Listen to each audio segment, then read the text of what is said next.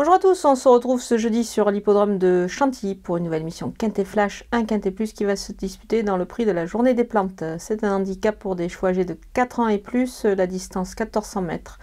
On évolue ici sur la PSF.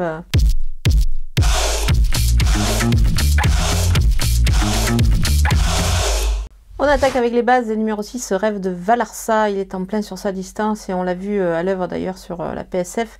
Du coup, dans cette épreuve, il se présente avec des ambitions légitimes et je pense qu'il devrait évidemment réaliser une belle perf. Le numéro 1, Omicron, elle est efficace sur la PSF. Elle a prouvé qu'elle était compétitive dans cette catégorie-là. Moi, je pense qu'il faut évidemment la surveiller de très près. Le numéro 9, Times Warrior, il est en forme et devrait se montrer à son avantage face à cette opposition qui me paraît évidemment largement dans ses cordes. Les opposants avec le numéro 2 Goluptius en 41 de valeur, évidemment ça se complique, mais il a démontré qu'il pouvait encore rivaliser. Je vais le reprendre sur son récent échec. Le numéro 14 Malinkova à ce poids-là et sur cette surface, c'est vraiment pas mal du tout. Elle a également démontré tous ses moyens sur cette distance, donc attention. Le numéro 7 Centenario, il vient de bien gagner sur ce parcours. Dans un réclamé, alors certes il revient dans les handicaps, mais je pense avec des ambitions, surtout avec une valeur 37,5, ça peut être pas mal. Le numéro 15, No Limit Dream, il est en forme, mais sa récente victoire le voit grimper sur l'échelle des poids, mais toutefois je pense qu'il est capable de franchir un cap, mais donc on va s'en méfier.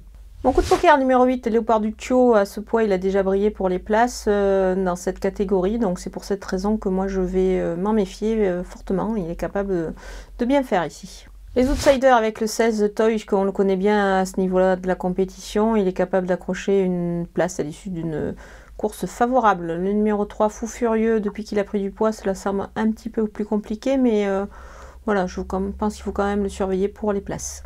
Le numéro 11 Ignol, on peut le préférer sur le gazon, mais il voit sa valeur revue nettement à la baisse, donc attention, du coup, il peut se glisser à l'arrivée. Le numéro 12 Gali Lodge, sa forme ne se dément pas. Comme son aptitude évidemment au sable, là il vise plus haut, mais bon, il faut voir.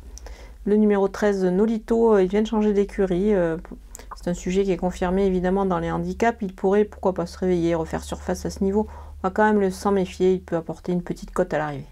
On termine avec les délaissés et le numéro 5 Godessa. Depuis qu'elle a été relevée au poids, c'est beaucoup moins facile évidemment, donc voilà, je vais m'en passer ici. Le numéro 10, Big Log, il n'a pas réussi son meeting de Cagnes, son poids est en baisse.